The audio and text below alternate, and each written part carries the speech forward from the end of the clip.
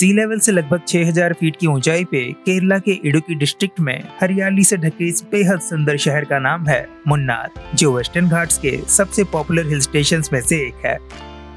मुन्नार शब्द आया है दो शब्दों को मिला के। मून का मतलब होता है तीन और आरू का मतलब होता है छोटी नदी। तो मुन्नार को इसका नाम मिला तीन छोटी छोटी नदियां के यहाँ एक साथ मिलने से।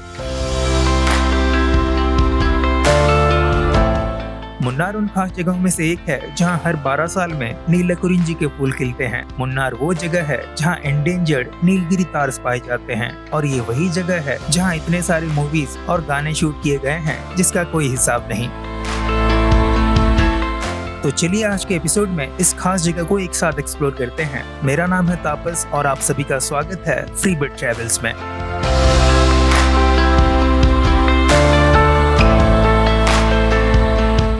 सबसे पहले कुछ इम्पोर्टेंट सवालों के जवाब जान लेते हैं, जैसे कि मुन्नार आने के लिए सबसे अच्छा समय कौन सा है।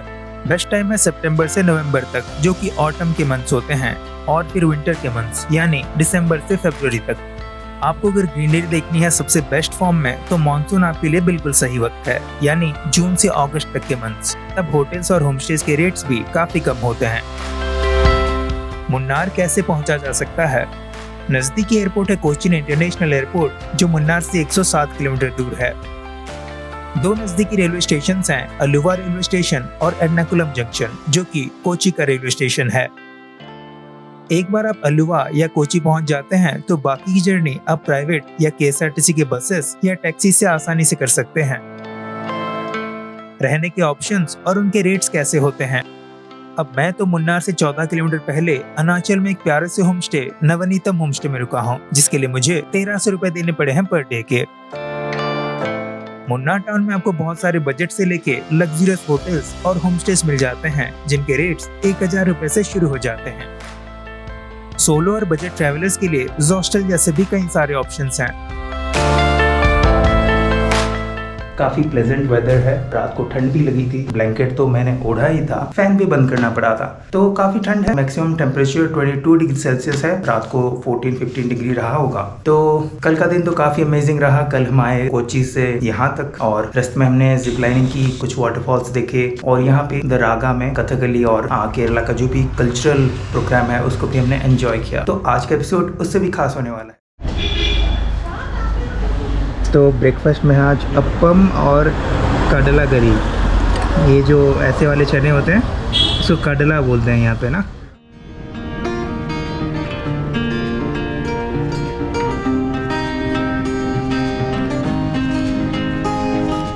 अगस्त का महीना है और एक हिल स्टेशन से जिस तरह के मौसम की उम्मीद मुझे रहती है, ठीक वैसा ही मौसम है आज का। क्लाउडी, प्लेजेंट और फॉगी।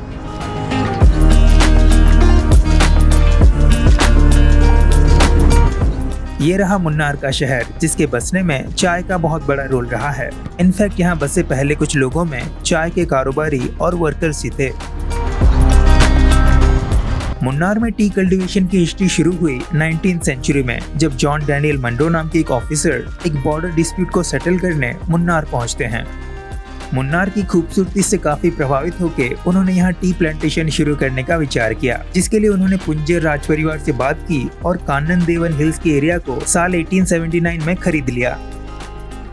शुरुआती दिनों में इलायची और कॉफी जैसे चीजों के साथ भी कुछ एक्सपेरिमेंट किया गया, पर वो सब बंद कर दिया गया और साल 1880 में यूरोपियन प्लांटर A.H. शार्प ने सही मायनों में मुन्नार में टी प्लांटेशन की शुरुआत की 50 एकड़ के एरिया में।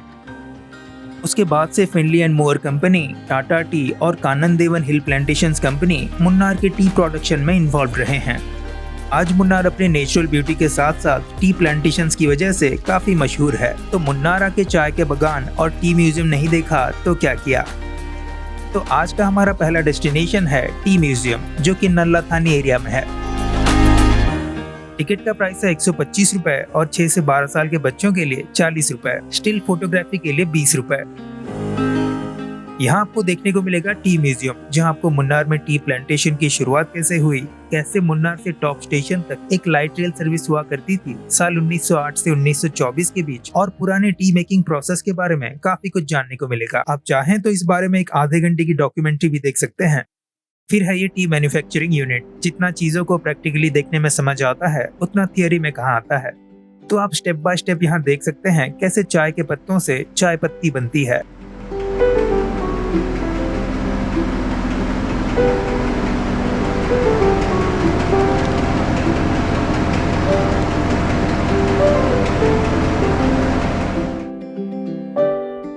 और एक शॉप भी है यहाँ जहाँ आप ग्रीन, ब्लैक, व्हाइट और ice tea, Honey, coffee mix और बहुत कुछ खरीद सकते हैं। KDHP या कानन देवन हिल प्लांटेशन टी म्यूजियम, जिसे टाटा टी म्यूजियम भी कहा जाता है, साल 2005 में एस्टेब्लिश हुआ था टाटा टी के द्वारा। रिपल टी यही का ही प्रोडक्ट है जिसे साल 2010 में लॉन्च किया गया था और उसके बाद से ये तेजी से रिटेल आउटलेट्स में अपना बिजनेस एक्सपेंड कर रहा है। अब चलते हैं हमारे अगले डेस्टिनेशन एराविकुलम नेशनल पार्क की तरफ, जो यहाँ से 9 किलोमीटर दूर है।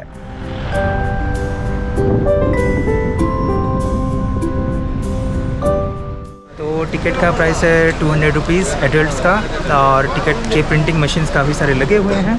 यहाँ से आपको टिकट लेना होता है बस के लिए, और अंदर आपको बस लेके जाती है। तो चलते हैं अंदर और एक्सपीरियंस करते हैं इस नेशनल पार्क। Let's go. ऐसे मशीन्स लगे हुए हैं, शॉप्स वगैरह भी हैं। बस आपको हर 10 मिनट में मिल जाते हैं। देखते हैं बस अभी लगी है या नहीं। लगी है शायद।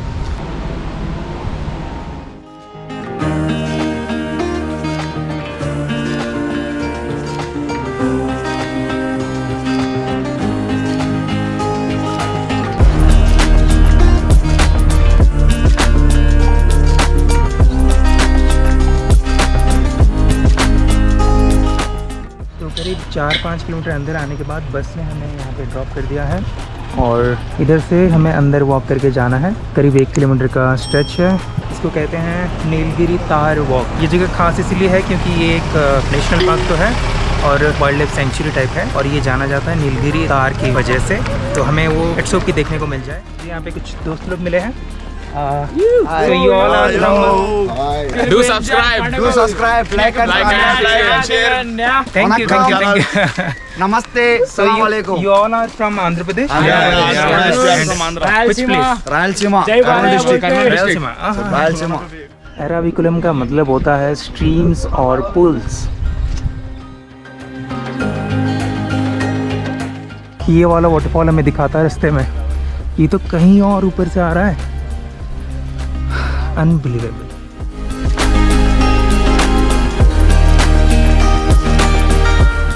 देख रहे हैं आप मेरे चारों तरफ मौसम कैसा है, यहाँ अंदाज़ा लगा पा रहे होंगे। अभी दूर आ चुका हूँ और भी काफ़ी आगे जाना है शायद। इधर 2 और वाटरफॉल्स देखने को मिल गए हैं। 2 नहीं, एक्चुअली 3 है। तो पहला वाला जो था हमने उस साइड देखा था, और ये आगे वॉक करके आएंगे तो और 3।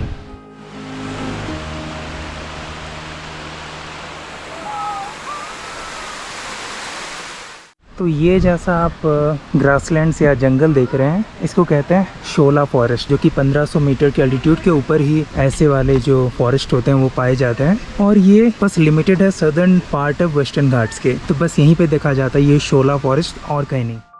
97 स्क्वायर किलोमीटर में फैला ये एराविकुलम नेशनल पार्क केरला का पहला नेशनल पार्क है। साल 1978 में इस पार्क को यहाँ पाए जाने वाले एंडेंजर्ड नीलगिरी तार्स की प्रोटेक्शन और कंजर्वेशन के मकसद से ही नेशनल पार्क घोषित किया गया था।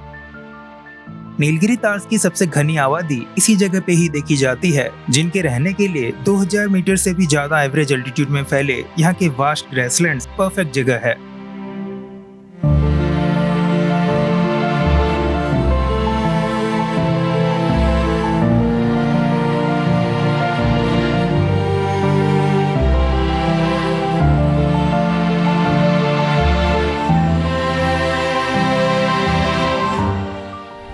तो यहाँ पे लिखा गया है हियर इज द लिमिट, तो इसके आगे हम नहीं जा सकते।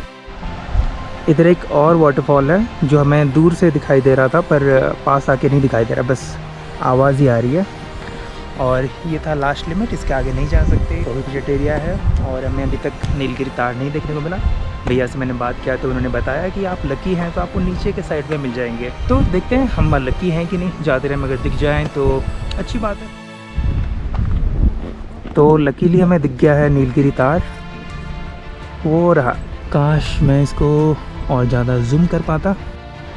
एक्चुअली 2 है वहाँ पे, ये और एक ये।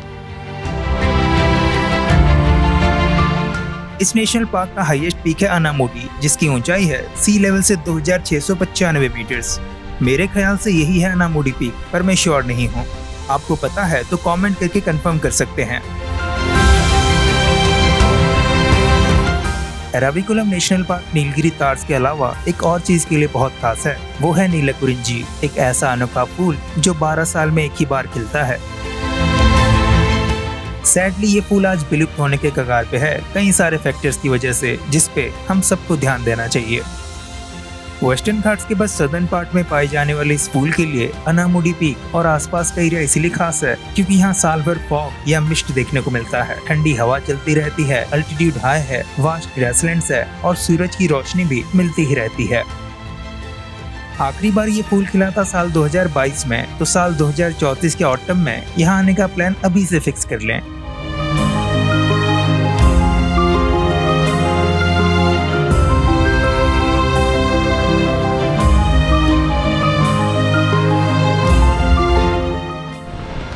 तो अभी हम तार वॉक से आए।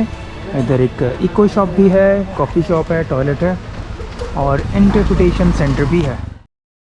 अब मैं आ गया हूँ story of the park section में, जहाँ इस नेशनल पार्क में पाए जाने वाले फ्लोरा, फौना, एनिमल्स और उन्हें किस प्रकार का खतरा है, इन सब चीजों के बारे में काफी जानकारी दी गई है।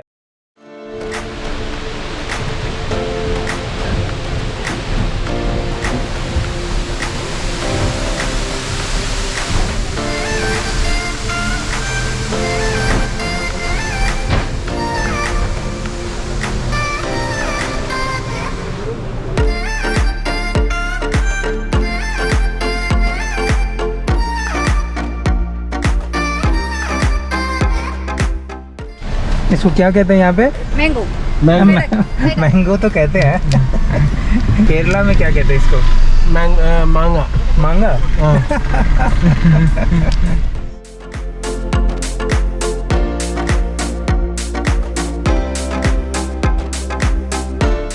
उसके बाद हम मुन्नार वापस लौट के वहाँ से फिर 11 किलोमीटर दूर आके पहुँच गए हैं माटुपेट्टी या मादुपेट्टी डैम के पास। ये मुन्नार का एक और मोस्ट विजिटेड डेस्टिनेशन है जो टॉप स्टेशन जाने के रास्ते में ही आता है।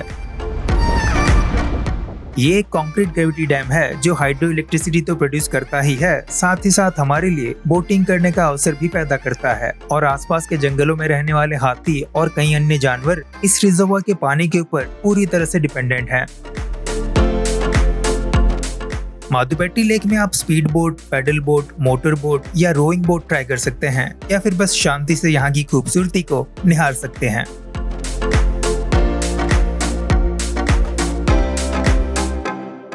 आपने डीडीएलजे या फिर कोई भी मूवी जो स्विट्जरलैंड में शूट किया गया है वो देखा है, तब आपको पता होगा कि वहाँ के गाय बैल कैसे हट्टे कट्टे होते हैं। साइज और शेप के अलावा वो मिल्क प्रोडक्शन के लिए भी जाने जाते हैं। तो साल 1963 में इंडिया और स्विट्जरलैंड के बीच एक बायलैटरल एग्रीमेंट के तहत यहाँ कई सारे फार्म प्रोजेक्ट्स किए गए थे। यहाँ तक कि माटुपेट्टी को कैटल विलेज भी कहा जाता है। यहाँ के ग्रीन ग्रासलैंड्स में आपको कई तरह के गाय बैल और अन्य तरह के जीव जंतु घास चरते हुए या टहलते हुए नजर आएंगे। कुछ दूर आगे आने के बाद हमें कुछ लोग दिखाई देते हैं रास्ते के बाएं तरफ नजर जमाए हुए, और वजह थी ये। यहाँ ऐसे नोटिस बोर्ड्स का दिखना जितना आम बात है, उतना ही आम बात है हाथियों का दिखना। सच में ये मेरा पहला एक्सपीरियंस है जंगली हाथियों को उन्हीं के ही हैबिटेट में देखने का। मजा आ गया। मैं अभी बात कर रहा था कि एलिफेंट दिख सकते हैं क्या, और सच में दिख गया 5-10 मिनट में।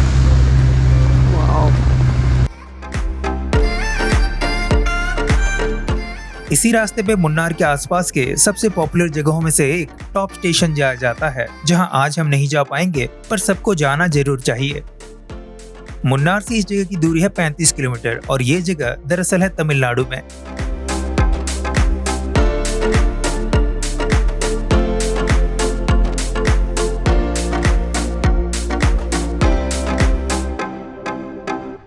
ये है एको पॉइंट, पर थोड़ा आगे से घूम के आते हैं।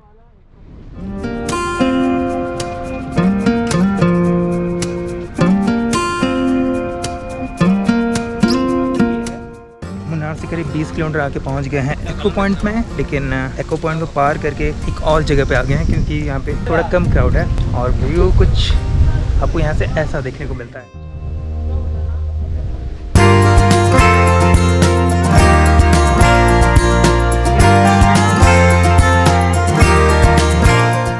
उसके बाद में एक्चुअल एको पॉइंट में आके पहुंच गया हूँ। मुझे इस पॉइंट से थोड़ी ज्यादा उम्मीद थी, पर खैर यहाँ के नाम से पता लग रहा होगा कि इस जगह का एको से कोई लेना देना है। जी हाँ, यहाँ आप कुछ भी जोर से बोलते हैं तो वापस से वही सुनाई देती है, पर माहौल यहाँ काफी शांत है। नहीं तो मैं आप लोगों को यही से बोल देता लाइक, कमेंट और सब्सक्राइब करने के लिए। बहुत ही अच्छा शांत माहौल है, जंगल है, पानी है, पैडल बोट कर सकते हैं, काफी दूर तक जा सकते हैं। 2 सीटर का है 400 और 4 सीटर का है 600।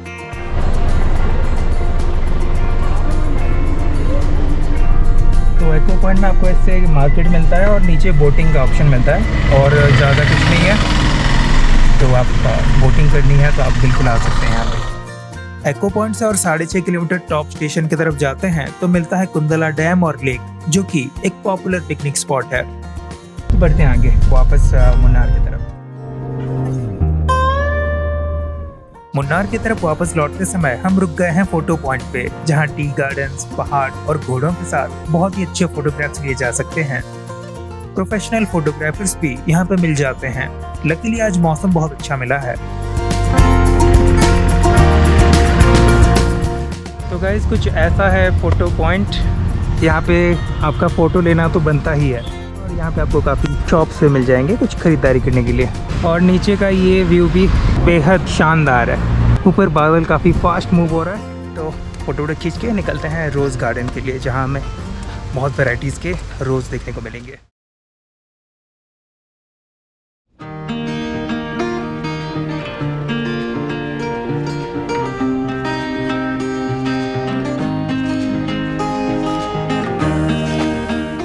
उसके बाद बारी है रोज़ गार्डन की। रोज़ गार्डन का एक्चुअल नाम है फ्लोरिकल्चर सेंटर। 50 रुपये और 25 रुपये। ये जगह मुन्नार से बस 3 किलोमीटर की दूरी पे है। ये एक बहुत ही सुंदर और वेरी वेल मेंटेन्ड गार्डन है, जहाँ बस रोजेस से नहीं सैकड़ों तरह के लिलीज, कैक्टस और डेकोरेटिव प्लांट्स भी आपको देखने को मिलते हैं।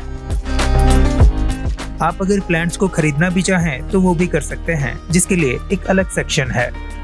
एक बात का ध्यान जरूर रखें, पहाड़ के ढलान पे होने के कारण इस 2 एकड़ के गार्डन में घूमने में बुजुर्गों को काफी परेशानी होगी।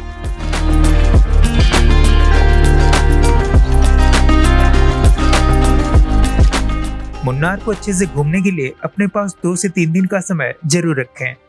मुन्नार और आसपास के बाकी घूमने लायक जगहों में blossom hydel park, Cheeyappara waterfall, Attukad waterfall, Valara waterfall, Kottamedu view point, Chokramudi peak, Lakkam waterfall, Mysapulimala जैसे और बहुत सारे जगह हैं। यहाँ आने का सीजन स्टार्ट हो गया है, तो आप कब बना रहे हैं यहाँ का प्लान, कमेंट करके जरूर बताएं। इस वीडियो को यहाँ तक देखने के लिए बहुत बहुत शुक्रिया। वीडियो अगर अच्छा लगा तो इसको लाइक और चैनल को सब्सक्राइब कर लें। मिलते हैं बहुत ही जल्द ऐसे किसी अच्छे से एपिसोड में। तब तक के लिए bye bye, take care and keep travelling.